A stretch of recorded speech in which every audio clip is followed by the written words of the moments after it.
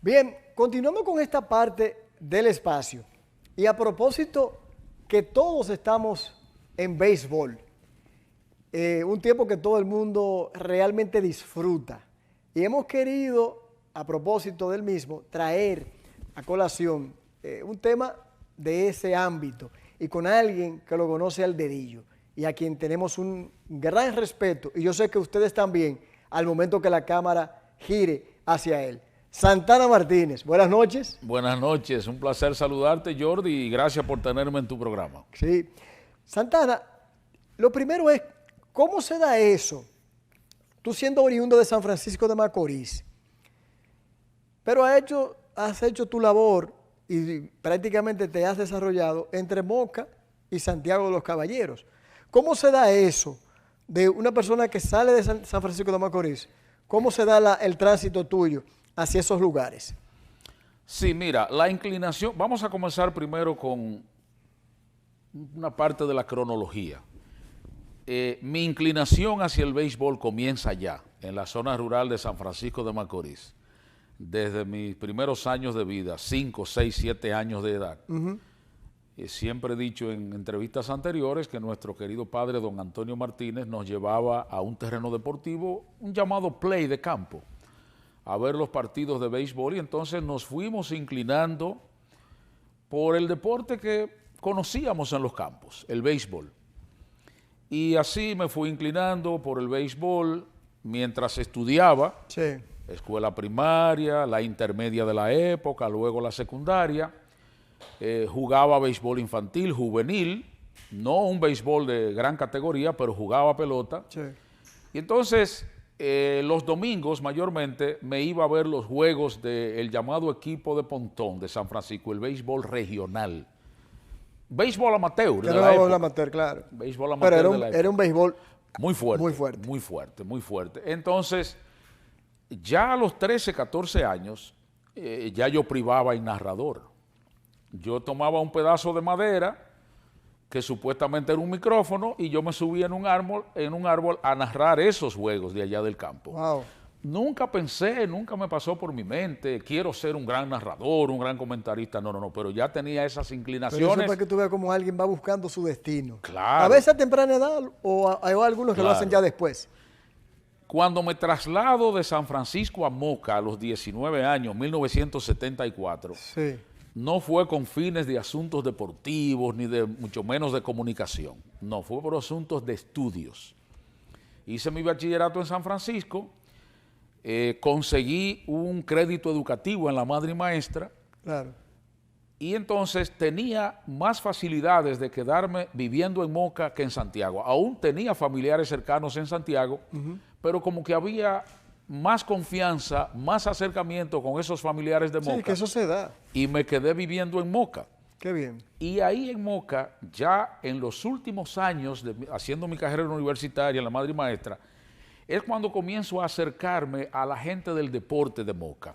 Gente de la comunicación, gente de la pelota, del deporte en sentido general. Y ahí es cuando mi fallecido compadre, querido compadre Narciso Valles, quien ya era cronista y dirigente deportivo, Claro. me motiva, se me acerca. Me había escuchado en radio, pero no trabajando en deportes. Me había escuchado en un programa llamado La Voz de la Cultura en el Aire con José Rafael Vargas, José Rafael Vargas.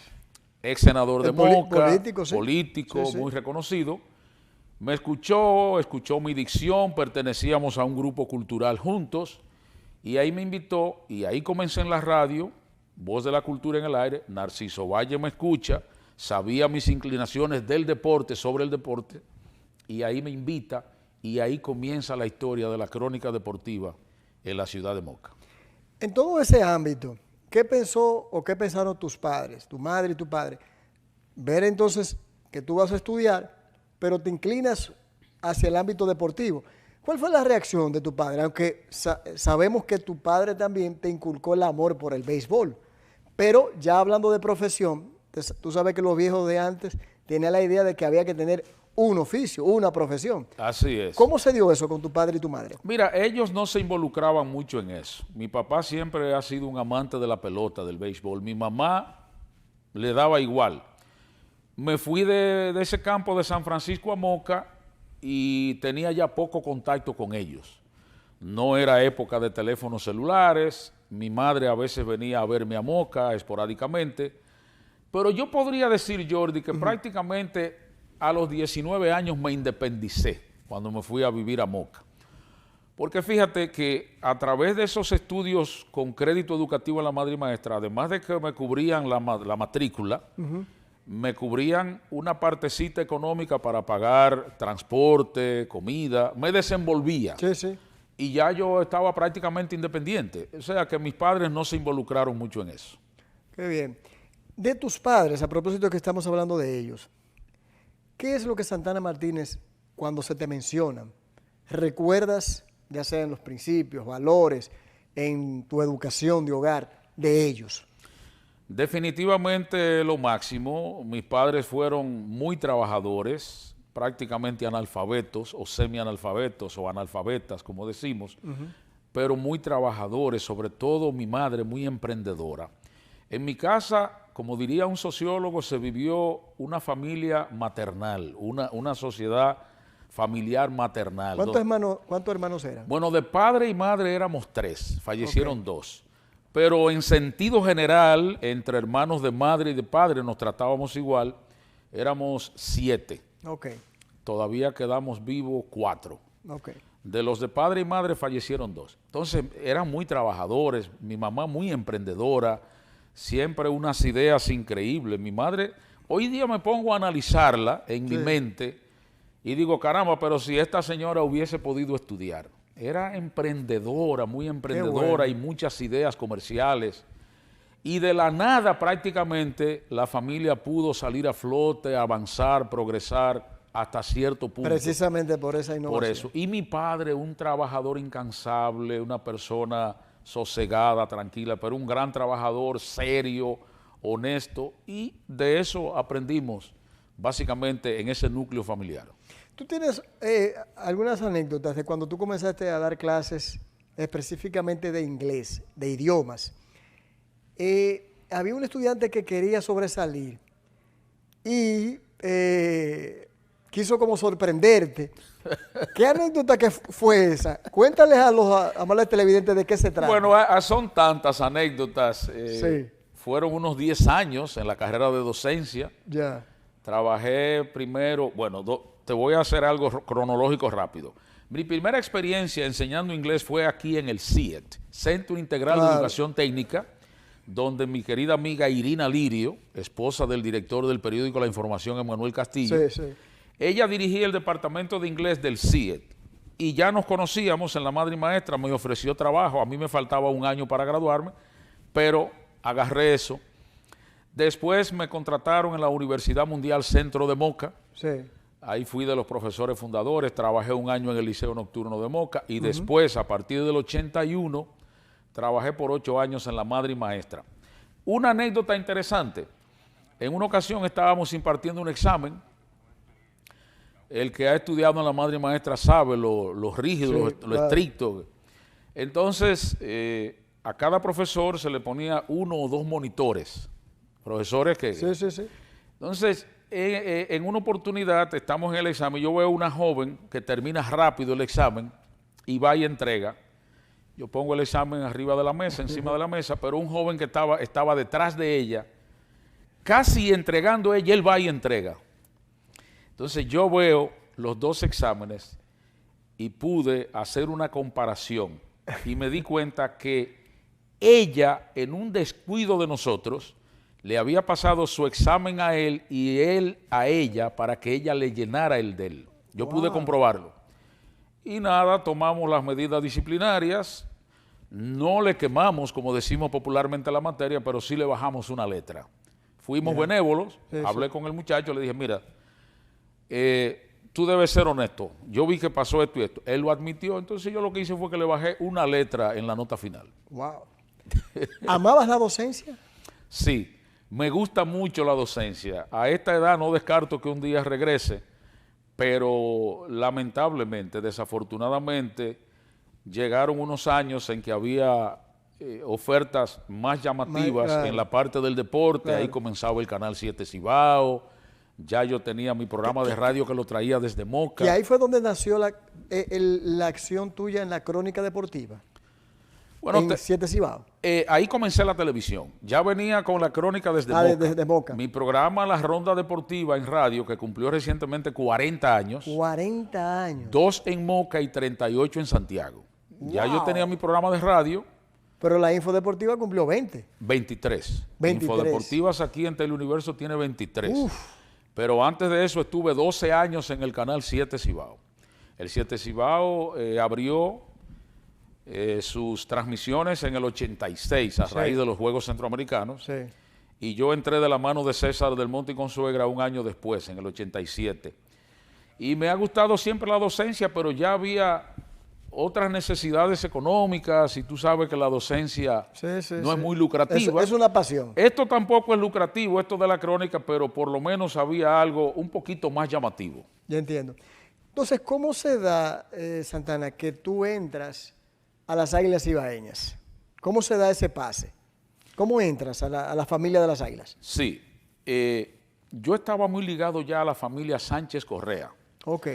Porque viviendo en Moca, en el año 1983, ya impartía docencia en la madre y maestra, viajaba diario de Moca por la mañana a dar clases, venía en una motocicleta. Juanchi Sánchez me llama por mitad de la temporada de Grandes Ligas en el 83 y me pregunta si me interesaba trabajar como comentarista en una cadena de radio de Grandes Ligas, el circuito del Cibao de las Grandes Ligas, y sin titubeo yo acepté. No había dinero, pero era una excelente oportunidad para mí para comenzar a proyectarme. Y ahí comencé en las Grandes Ligas con Juanchi, circuito del Cibao de los Sánchez Correa. Sí. Ahí estuve con Juanchi y los Sánchez Correa hasta el 86. Ahí estaba con Reinaldo Filpo, Danilo Basilio, Virgilio Cepeda, Luigi Sánchez. Después nosotros nos fuimos y formamos la transmisión Cadena Los Pinos de Orlando Casado. Transmitíamos el restaurante Los Pinos de la Posada. Sí, de la Posada. Que mucha gente entendía que uno iba ahí a otra cosa, pero era transmitir juego en el restaurante. Sí, sí, claro. Entonces, luego yo tuve la oportunidad de formar mi propia cadena de radio. Cadena El Big Leaguer me la patrocinaba una empresa de banca llamada Castillo Santana. Ellos tuvieron sus problemas económicos. Yo me quedé con la transmisión, pero con otro nombre. Ronda de las Mayores. Oh, sí. Donde yo comentaba, comenzó narrando Luis Ramón Polanco, Tuto Tavares, después yo hacía las veces de narrador. Esa cadena la tuve por 20 años, le agradezco muchísimo a ese proyecto, desde el punto de vista económico, el desarrollo de la familia. Se convirtió en la madre de la familia esa cadena, Ronda de las Mayores, por 20 años. Yo lo recuerdo. Y entonces, después me contrata la cadena internacional Fox en Español. Fox en Español. Ahí estuve unos 4 años. Ya en el 2004 me llaman de las Águilas porque Papi Pimentel, nuestro querido Papi, que en paz descanse, comenzaba a tener ciertos problemas de salud, limitaciones, y ahí me llamaron y comencé con las Águilas en la temporada 2004-2005. A propósito de Papi Pimentel, ¿cómo fue trabajar con Papi Pimentel, ido a destiempo, y también con Danilo Basilio, ido a destiempo? ¿Cómo fue para ti trabajar brevemente con esos grandes estelares? Uno de la narración comercial y el otro evidentemente de la narración deportiva. Una magnífica experiencia y muy grato, porque a Papi Pimentel yo lo escuchaba narrando la pelota, el béisbol, pero también lo escuchaba en un programa que se llamaba Las Deportivas de la Aurora. Si no recuerdo mal, por Ondas del Ya, que se escuchaban esas emisoras allá, San Francisco, y yo escuchaba todos esos programas de aquí, a Bullo Stephanie, a Papi Pimentel, a Reinaldo Filpo, a todos esos colegas idos a destiempo, muchos de ellos, como tú dijiste. Y luego, Papi en las Águilas, cuando yo entré, narraba la primera mitad del juego y yo la segunda mitad. Fue una magnífica experiencia que yo nunca soñé, como te dije, estar al lado de esos grandes. Claro. Y con Danilo Basilio, un locutor probado, una gran capacidad. Danilo y yo nos tratábamos como hermanos. Él fue el voz comercial del primer año de la Ronda de las Mayores, fue voz comercial nuestra. Que ya tú lo conocías de antes. Claro, fue voz comercial nuestra en una antesala que hago en el estadio de más de 30 años, Ronda en el estadio. Y una magnífica experiencia con ambos y una gran pena cuando nos faltaron esas grandes figuras. Antes de irnos a la pausa, yo quisiera que a esos jóvenes que pueden estar viéndonos o que están ejerciendo la crónica deportiva o les interesa hacerlo, yo creo que tú me hagas una diferencia entre aquel que narra el béisbol o el deporte en radio y el que lo hace en televisión. ¿Qué diferencia hay? Sí, definitivamente narrar o contarle al público, porque narrar es contar, Sí. describir en radio es mucho más exigente. En radio. En radio, tú debes estar más concentrado en cada Sí, en cosa cada que detalle. está pasando en el terreno, en cada detalle. Yo he tenido la bendición de hacer las dos cosas. Sí, por Yo eso hago la pregunta. Yo comencé como narrador de radio en el béisbol amateur de Moca, Que 79-80, y yo narré como 4 o 5 temporadas. Fueron mis primeros pasos como narrador en radio. sí. Y después fui narrador de mi propia cadena de radio, La Ronda de las La Ronda de Mayores, las Mayores. casi 20 años. Y cuando Mendy López, por una causa u otra, escuche bien, Mendy López, Claro. Que es cuando mucho no- decir. Cuando no puede ir a su transmisión radial de las Águilas, me toca a mí compartir con Kevin Cabral también las transmisiones de radio. Ok. Pero hay que ser más descriptivo en la radio, ir paso a paso. Siempre me gusta ser práctico y ejemplificar. Me he quedado con ese complejo de educador Sí. y te voy a poner un ejemplo. Eso es lo que te iba a decir para que lo puedan. Te voy a narrar una jugada en radio y te la voy a narrar como yo narro hoy día en televisión. Chequen para que aprendan. Por ejemplo, bateando Ronnie Rodríguez de las Águilas. Sí. Al bate viene Ronnie Rodríguez, primera base de las Águilas, es bateador derecho, ha fallado en sus 2 primeros turnos, en su primer turno falló por la vía 63, en el segundo turno falló con elevado al jardín derecho. Listo el derecho, va de lado al box, eleva los brazos, viene para la goma, tira rápido, bola un poquito afuera. Primera mala para Ronnie Rodríguez. Oye bien, Ese es radio. eso es radio. Otra vez va al box de lado el pitcher, el lanzamiento, conecta batazo fuerte de línea por la raya del left field, la bola pica buena, se abre a zona foul, va contra la pared, la recoge el jardinero izquierdo, va Ronnie de primera para segunda, va al disparo, lo intercepta el short, el hombre es safe en segunda. Eso es radio. Sí. Oye, toda la descripción que Claro. hubo ahí en esa. Ahora por televisión, ¿cómo yo te la digo? Al bate Ronnie Rodríguez, tercera base de las Águilas. El lanzamiento, línea fuerte, una brasa por la raya de right field. La bola está en lo profundo, se detiene en segunda con un doble.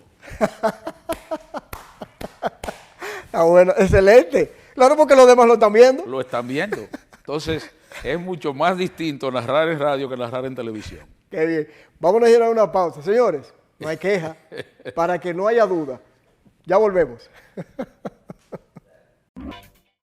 Bueno, primero que todo, Santana es mi amigo entrañable, más bien un hermano y un ser humano ejemplar, un hombre responsable, de familia, buen amigo y con una gran conciencia social. Y el profesional, la realidad es que no necesita presentación. Conocí a Santana en la década de los 80 cuando me inicié en los medios y siempre he admirado su versatilidad, el hecho de que domina diversos deportes y ya en las últimas décadas se ha convertido en uno de los narradores de béisbol más importantes. Yo diría que no solo del país, sino de toda Latinoamérica, con un estilo único, con una gran habilidad para acuñar frases que se convierten en parte del juego mismo y que la gente las repite constantemente. Y para mí la verdad que es un honor y un placer poder compartir con él en las transmisiones de las Águilas y haber compartido en el pasado también en programas juntos, proyectos juntos que hemos tenido. Así que para mí, uno de mis mejores amigos y además de eso, pues definitivamente una de las principales figuras de la crónica deportiva nacional.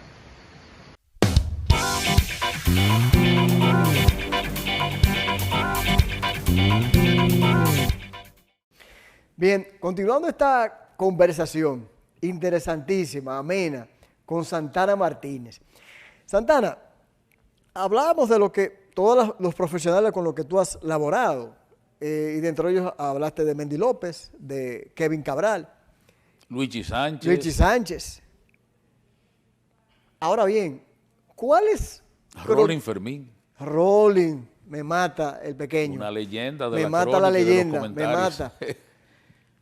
¿Cómo fue o cuál de los antiguos, de los tradicionales, Freddy Mondesi, Billy Berroa, podemos también estar hablando... Lilín Díaz, Lilín Félix Díaz. Acosta Núñez. Sí. ¿Cómo fue o cuál de ellos pudo haber sido el que inspirara a Santana Martínez? Yo los escuchaba a todos, porque como te dije, un fanático del béisbol desde niño. Sí. Yo te puedo hablar, yo comencé a escuchar ya formalmente el béisbol dominicano por radio en la temporada 63-64, yo tenía unos 8 años. Yo te puedo mencionar incluso refuerzos de esa temporada. Las Águilas trajeron aquí esa vez a Orlando McFarland, que tu padre debe recordarlo muy bien, don Negro Veras. Segurito. Catcher cubano, Orlando McFarland, Elmo Plaque. Wow. Esos refuerzos que traían de los Piratas de Pittsburgh como Willie Stargell, Steve Eso Blass. sí, que eso también grande. Grandes refuerzos. Sí, y en Grandes Ligas por igual. Eso es correcto. Entonces, yo los escuchaba a todos, tremendos narradores para la época. Claro. Porque siempre me gusta dividir la labor profesional, sobre todo en los medios, por épocas distintas. Sí. Pero siempre el que más me gustaba era don Billy Berroa, reconociendo que los otros eran grandes profesionales. Don Billy Berroa, un poco pausado, no perdía el hilo del juego, conversaba un poco, intercambiaba con el comentarista, pero no perdía el hilo del juego y su estilo me gustaba mucho, porque yo también escuchaba narradores internacionales. Sí, sí. Aquí se escuchaban muy bien las emisoras de Cuba, de Puerto Rico y Venezuela. Yo escuchaba a Felo Ramírez, de Venezuela escuchaba a Delio Amado León, me gustaba mucho, Musiula Cavallerí. Escuchaba, me dio la oportunidad muy pequeño de escuchar un poco a Bo Canel. Bo Canel. Una leyenda de la narración de boxeo y del béisbol y otros deportes. Pero mira qué interesante. Me inclinaba por lo de Billy Berroa y, oh Dios, cuando me tocó trabajar en Fox, que todavía no estaba con las Águilas, oye lo que ocurrió en un partido aquí en Santiago. La transmisión nacional perdió el audio por un problema técnico. Sí. Y ellos pidieron permiso a la Fox que le permitiera introducirle directo el audio de la Fox. Y ese día yo estaba narrando, haciendo el llamado play-by-play. Play-by-play. Yo a veces narraba, otras veces comentaba con Fox. Y lo estaba escuchando don Billy. La próxima vez que nos encontramos en la capital, me llamó, me felicitó. Me dijo, nunca te había escuchado narrar. Wow. Excelente. Tú tienes una gran trayectoria. Eso. Wow. Yo me imagino. Eso fue lo máximo. Mira, se me engrifan los No, pelos. pero yo me imagino, si eres una gente que tú admiras y esa misma persona te alaba y te Eso considera me tu ocurrió trabajo. con Billy Berroa. Wow. En breve que lo mencioné, dime tu opinión sobre Kevin Cabral, que lo mencionamos, ya tú hablaste de Mendy, y el caso de Rolling Fermín. Mira, yo trato de ser coherente con lo que pienso y con lo que digo en los medios de comunicación. Tenemos grandes comentaristas y grandes narradores. Si vamos a hablar de narración en radio, yo creo que Mendy López no es segundo de nadie. Pero no solo aquí, en Latinoamérica y cuidado. Y siempre he dicho, con el respeto de todos los colegas, amigos, que Kevin Cabral, para mí, no de ahora, yo escuché a Jorgito Burnigal, yo escuché a Johnny Naranjo y trabajé con Johnny. Yo escuchaba a todos esos grandes comentaristas de aquella época. Y para mí, Kevin Cabral ha sido el mejor comentarista de béisbol de todos los tiempos en este país. A mí me dio chance. Para mí, con el respeto de los demás. A mí me dio chance, pequeño, escuchar a los tradicionales. Y estoy totalmente de acuerdo contigo en lo que tú acabas de asegurar. Claro, claro. Con todo el respeto también que nos merecen nuestros compañeros. No, y te mencioné Cuchito Álvarez, yo los escuché a todos. ¿Y la voz de Rolling? La voz de Rolling. Rolling tiene un estilo un poco distinto, mucho conocimiento del juego, igual que todos esos otros. Porque lo jugó bien. Jugó deporte, fue un gran deportista, en algún momento debe ser inmortal del deporte dominicano en tenis de mesa. Yo creo igual. Rolling tiene otro estilo, muchos lo ven a veces como un poco parcializado, pero uno de los grandes comentaristas de nuestro béisbol, definitivamente, todos los tiempos. Santana, tú eres reconocido, incluso se ha escuchado en merengues, yo creo que hasta políticos lo han utilizado, Que ojalá que no lo sigan haciendo, pero bueno, eso es algo que lo digo yo. Las frases. ¿Cómo se originan? ¿Cómo se dan? ¿Y cuál de todas es la que más te identifica a ti,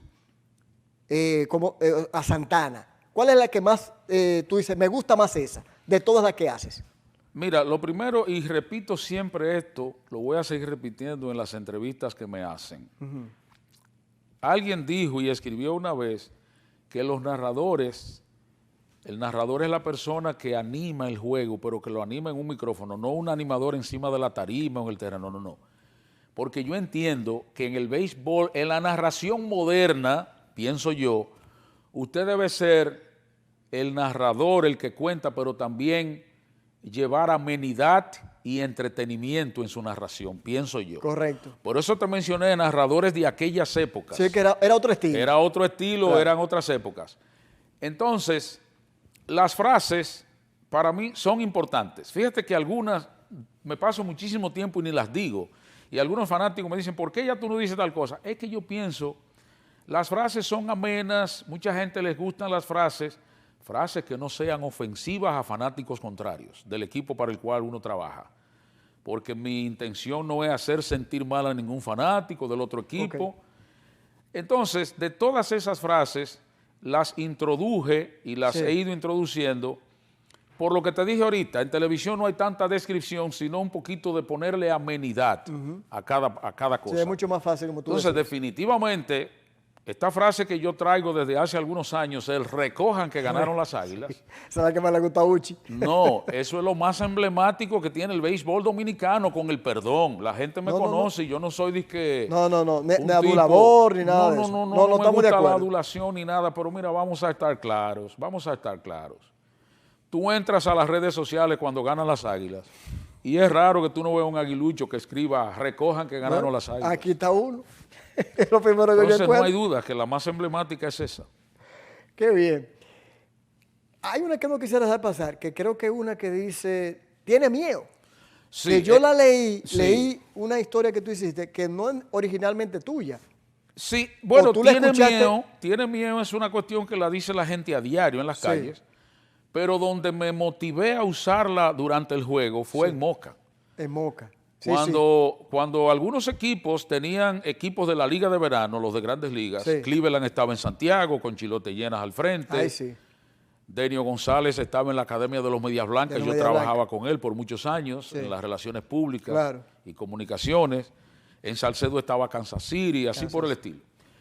En una oportunidad se está produciendo un juego entre Cleveland de Santiago y White Sox de Moca.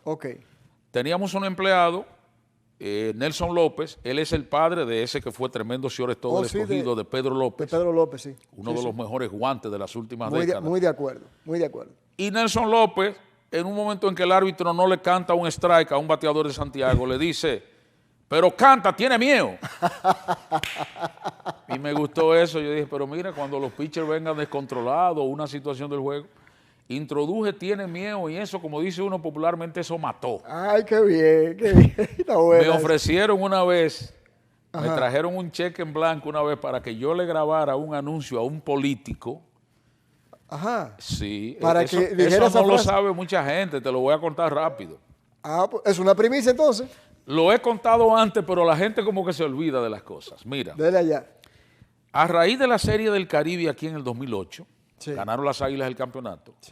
Hubo una reunión, un cónclave en el Gran Almirante con todas las ligas participantes y el señor Julito Jacín tenía que ver con 3 equipos de la pelota dominicana. Usted me dirá, pero eso es legal deportivamente en cuanto al Lidón. Bueno, puede ser no legal, pero Julito Jacín tenía que ver con los Gigantes, equipo al cual le puso Pollos del Cibao. Él tenía a los Leones, a las Estrellas y un equipo en Puerto Rico. Ay, sí, pero Julito siempre ha estado ligado a los asuntos de comunicación política y eso. Y vino representando a esos equipos. Todas las ligas se reunieron. Me llama alguien desde allá del Gran Almirante, yo estaba en la barbería y me dice, Santana, ¿en qué tú estás? Era el mediodía, digo, me están recortando. Dice, mira, aquí llegó fulano, Julito Jacín, preguntando por ti, muy atareado preguntando por ti.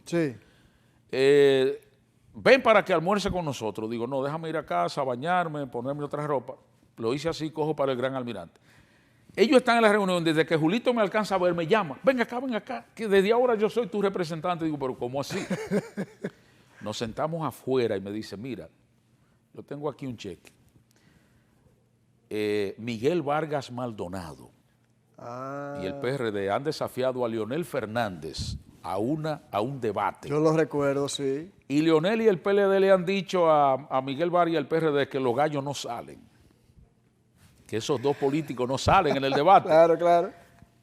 Queremos hacer un anuncio donde tú terminas diciendo, ¿tiene miedo? Y yo le dije, no, caballero, yo no me presto para ese tipo de cosas. Le mencioné 2 líderes políticos a los cuales siempre admiré y le dije, si ellos estuvieran vivos, uno de los 2 me pide que grabe el anuncio, se lo grabo hasta gratis, pero muchísimas gracias. Wow. ¿Cómo? Un periodista rechazando dinero, digo, así como usted lo oye. Eso es raro en estos medios, y tú lo sabes. Santana, un momento que haya sido emblemático, yo sé que son muchísimos, de la pelota, tú narrando, que tú puedas recordar, tanto aquí como en Serie del Caribe, que tú los recuerdas, vuelvo y repito, son muchos, pero 2 de aquí y de Serie del Caribe, que tú hayas estado narrando. Como tú dijiste, son muchos. Por ejemplo, aquí ese jonrón de Manny Ramírez regresando después de muchos años a un primer lanzamiento con cerca de 18,000 personas en el estadio con celulares encendidos. Yo estaba ahí, yo lo recuerdo conectaron perfectamente. jonrón a ese primer picheo. Me tocó narrarlo, por ahí anda en YouTube. Sí, sí. Es algo que realmente lo recuerdo con mucha vehemencia y así con mucho entusiasmo. Un juego que ganaron las Águilas representando a República Dominicana en la Serie del Caribe del 2007 en Puerto Rico. En Puerto Rico. Contra Venezuela, 18 entradas. Wow. Me tocó compartirlo con Mendy López. Yo narré los últimos episodios. Me tocó narrar 12 entradas. Mendy narró la primera mitad del juego, pero se fue a 18 innings. Uf. Y ganó el equipo dominicano, ganó la Serie del Caribe. Ese fue algo histórico. Ahora bien, el juego de la Serie del Caribe, el del 2020, donde las Águilas aquí fueron campeones el año de la pandemia. Se fueron a México y habiendo ganado todos los partidos, se van a un juego semifinal contra Panamá. Y a ley de un out con bases llenas, me tocó narrar ese hit al center de Paulino, el catcher de los Gigantes, de Carlos Paulino. Yo dije, bueno, si no me morí aquí en esto, porque la verdad que los nervios, no me había tocado nunca eso, nunca me había tocado eso. Son algunas de esas anécdotas que puedo contar. Bueno. Santana, entrando un poco ya en la parte final de la familia, ¿qué ha supuesto para ti, tu compañera y tus hijas? Bueno, imagínate, prácticamente ¿Y cómo has podido combinar trabajo con todo eso que tú has indicado, la cantidad de años en cada espacio? ¿Cómo has podido combinarlo? Sí, mi familia es un gran bastón, definitivamente. Mis 2 hijas, Yanina la mayor y Karina la menor, mi esposa Ángela. Acabamos de cumplir en el mes de noviembre, el 8 de noviembre, 42 años de casados y 5 años de amores. Dios! ¡Felicidades! Nuestras queridas hijas, tremendas, ejemplares, grandes profesionales, amorosas, bueno, un gran bastón, definitivamente un gran bastón, mi esposa, mis hijas y la familia en sentido general. Y en cierto modo inspiración para que Dios nos fortalezca, porque tengo grandes responsabilidades, tanto en lo laboral como en lo familiar. Porque también está el caso de mi querido padre, Antonio Martínez, que gracias a Dios aún vive, tiene 100 años. 100 donde años. También nosotros tenemos una gran responsabilidad. Wow. Sin dudas. Una bendición en sentido general. Gracias a Dios. Santana, viendo lo que tú has vivido, varias etapas, como lo hemos estado hablando durante todo el espacio, de grandes cronistas, narradores deportivos, ¿qué tú entiendes que debería tener alguien que se dedique a la crónica deportiva y a la narrativa? ¿Qué elementos fundamentales debería considerar? Capacitarse académicamente.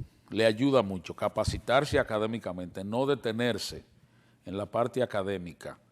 Por ejemplo, a todo aquel joven, a todo aquel que le interese en la comunicación ser narrador o comentarista o voz comercial, un curso de locución le ayuda muchísimo. Sí, es cierto. Dicción, modulación, ritmo y todo eso le ayudaría muchísimo. Vivir actualizado, hay que actualizarse, sobre todo hoy día con todas estas plataformas que nos pueden ayudar. Sí. 20, 30 años atrás era mucho más difícil. Claro, claro. Teníamos, por ejemplo, que comprar esos libros que venían en inglés, el Baseball Digest, Ay, la sí. revista Sport Illustrated, todas esas revistas, después uno muy famoso, Who is Who. Ya hoy todo está en la computadora, está en el celular, Sí, por sí. donde quiera que tú vas, pero hay que tratar de capacitarse. A mí me ayudó muchísimo mi formación académica, mi manejo del idioma inglés me ayudó muchísimo. Cuando vine a Santiago por primera vez desde Moca, Sí. buscando nicho, como decimos, Sí. Consuegra me abrió sus puertas también en la radio. Consuegra ha sido un gran mentor para mí, Sí. lo quiero como un hermano. Y para muchos. En su antesala, Enfoque Deportivo desde el Play, temporada 81-82, y ahí yo entrevistaba a los peloteros americanos. En baloncesto me inicié así, sabes que yo también narro Sí, sí, baloncesto. narra baloncesto. Comencé con Johnny Naranjo en su cadena de radio de baloncesto aquí, con grandes como Ernesto Krawinkel, Rolín Fermín, Héctor Cepín, Fran Rodríguez, José Guillermo Suet, Ay, con quien ay, trabajé ay, en ay, el pero baloncesto. todo lo que se ha mencionado. Papi Pérez también, Papi estuve con él en Pérez. su cadena Cartel Deportivo. Muchas experiencias, pero hay que tratar de capacitarse, tratar de meterse en la onda. Yo no soy muy cibernético, pero lo elemental, gracias a Dios, lo dominas. puedo manejar. Santana, gracias de verdad por el tiempo y todas esas vivencias que en la medida que tú ibas hablando, muchas de ellas las ibas recordando. Agradecidos, mi admiración, y yo sé que muchos de los que nos están viendo y todos deben tener la misma consideración de ti como profesional y ser humano. No, gracias a ti, Jordi, por tenerme en tu programa. Me saludas a tu padre, Don Negro, a quien siempre he tenido una gran admiración. Así le digo. Y agradecerle a los amigos televidentes que nos han soportado estos minutos. Santana, Gracias. gracias. Señores, vamos a la pausa.